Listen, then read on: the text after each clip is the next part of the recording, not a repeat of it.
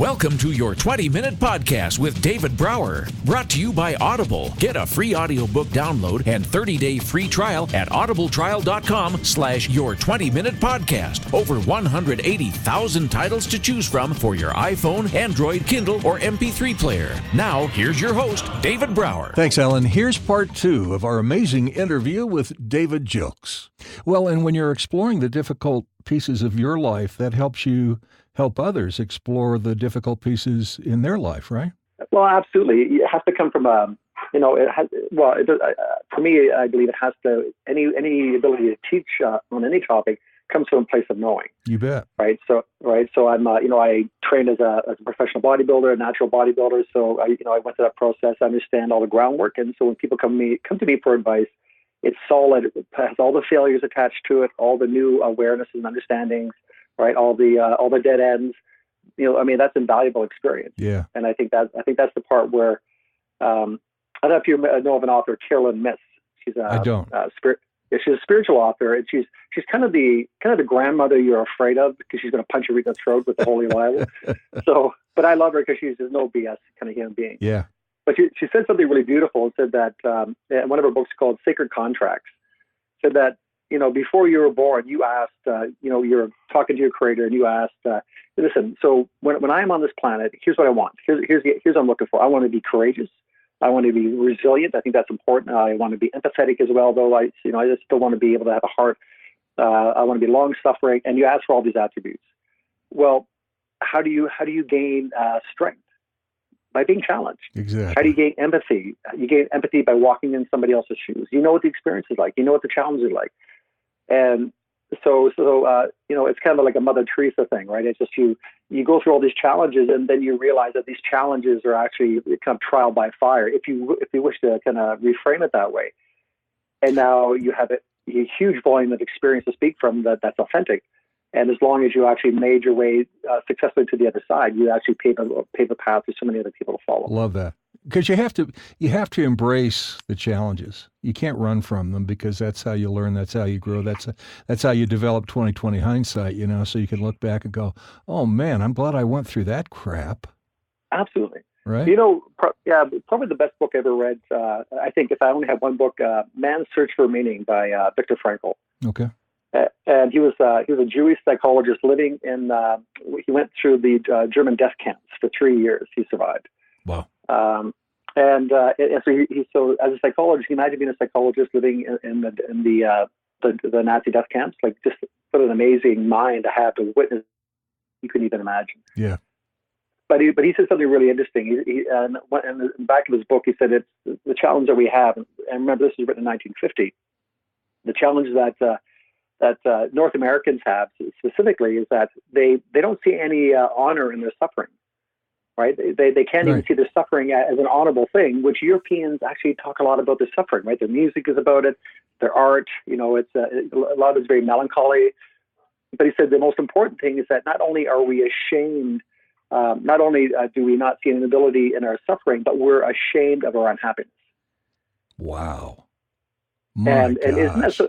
Now, he saw that in 1950. How much more prevalent is that in our social media world, where we're painting on the prettiest faces as possible and the best life? Yep. And there's a lot of great things out there, but there's a lot of really lousy things out there as well. And you don't have to go out there broadcast and be a real downer all the time, but don't be ashamed of it. That's the whole learning experience, like you said before. That's where experience comes from. Well, and the other piece of that, and you wear this in spades, and that is being authentic to who you are, because people get that. They whether they relate to it or not, knowingly, they do. They can tell. Okay, this guy has integrity. This guy's authentic. I'm going to pay attention. Well, and I think more and more that it's becoming a conversation that we see, especially again in the social media world where the world seems to live now. The authenticity is a big conversation about, do you focus on branding a business or do you focus on telling the truth? Exactly. And people are really looking for that. People are looking for something, looking for the authenticity and a conversation that doesn't make them feel bad about who they are, right? Right. Right. Could not agree more. Yeah. Your life is perfect, and so I'm a schlep, right? I feel like I'm, and I can't live up to it. But I think we give people possibility. We give people, when we're authentic about our struggles, and again, we're not beating the drum of it, but we're just, we're authentic about our struggles, we're saying, but here's the solution. Here's how I got past it. And have the empathy, give people the opportunity to fall somewhere in between those places. But we really do landmark it for so many people in and especially now in such a confused world. Yeah, absolutely. So do you travel around a lot and help train and help educate people and all those kinds of things? Do you put on seminars? How do people get what you have? Well, it's interesting. Over the last 10 years, it's been a long developmental process, mainly because of a fear of a little concern about putting it out there. Well, just being judged, right? I'm a 6 foot bodybuilder, and generally brains and brawn kind of not symbiotic. Right. So right now I'm actually in the process. We're shooting the last of the videos for our online program, so the improject.com, which you have. It'll be pushed up to our online course. And then coming up in April and October of next year, we have 2 retreats happening in Mexico. Nice. So we're going to have 2 week-long retreats at the El Dorado Royale in Mexico. So we're lining that up. But as of June 15th, the program will be online, and we're also working on. We started working with clinicians. We're actually teaching counselors, social workers, therapists how to use the I Am Project, the I Am Project technology. It's a whole thought system that we've created, and so June 15th, it's coming out there live. So I'm really excited to finally get this thing out of my head. Absolutely. It's been in your head for a while, hasn't it? Yeah, it's but like I said, it's just a lot of just a lot of concerns, right? It's just you stick your neck out with an opinion, right? You're going to get clobbered because that's just the way it is nowadays, especially in the safety of the social media environment, right? People can take shots from cover. Well, and deserved or undeserved, they're coming at you left and right, and so that's where the honesty, the integrity, the authenticity, and the consistency all play a great role, so that all that negative stuff could just roll off your shoulders, and you can stay the course because you're on the right path. Well, and I think part of it is that once you realize, it's just, I look at the opportunities I've had in life that allowed me to get here, and my path was very unique.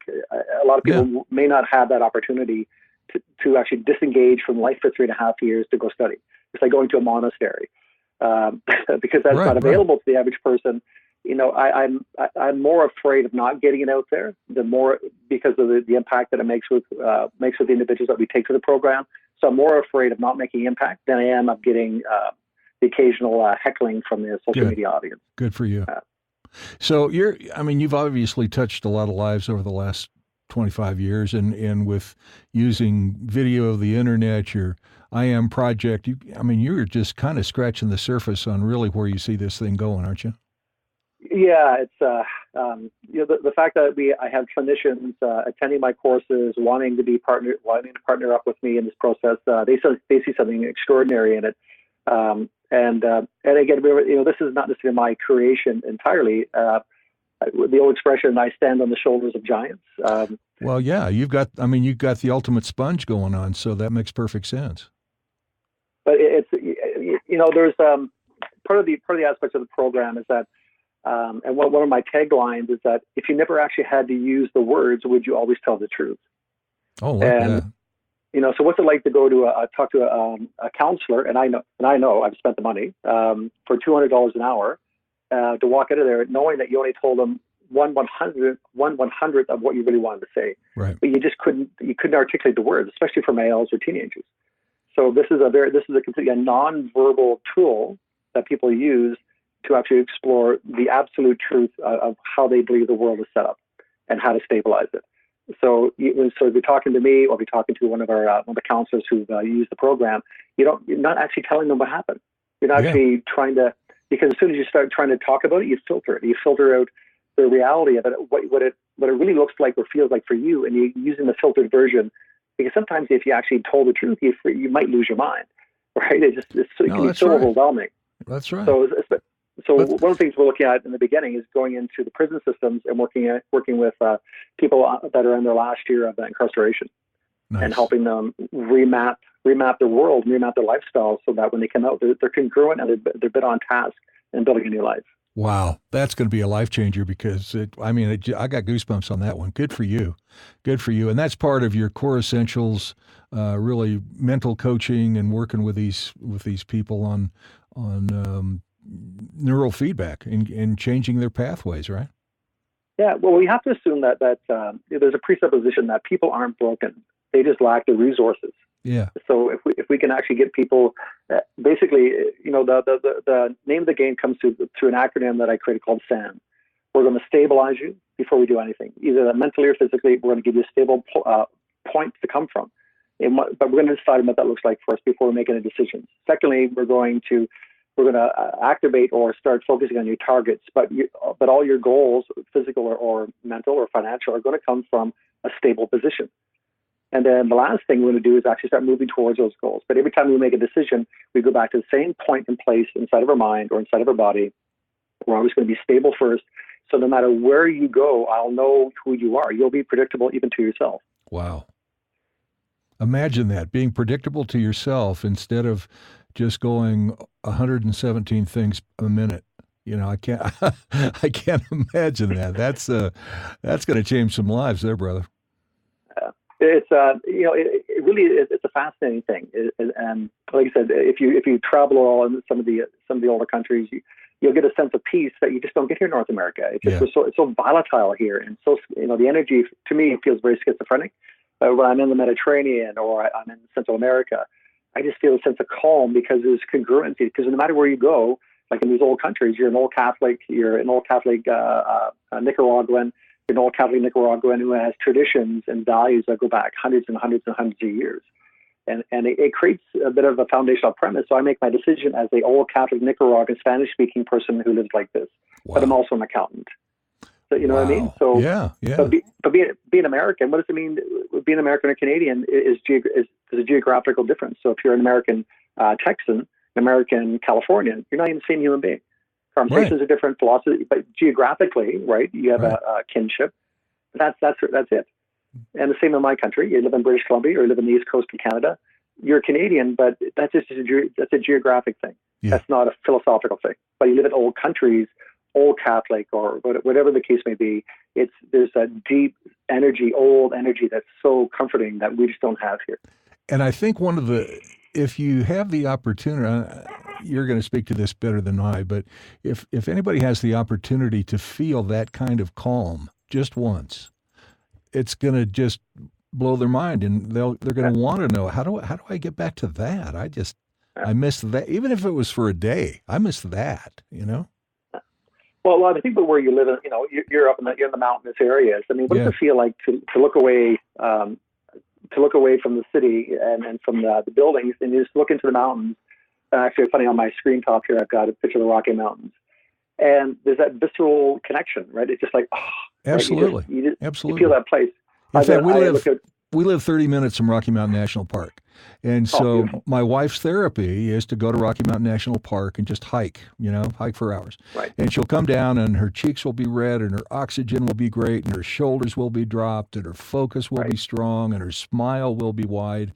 And it's just fascinating. And I get the same feeling when I ride my Harley Davidson, to be honest with you. Right. And she gets that. She understands that puts me in that same place. So to be able to find something that gives you that calm and energizes your soul is just, oh my gosh, life-changing. Well, and I think it's recognizing what that is.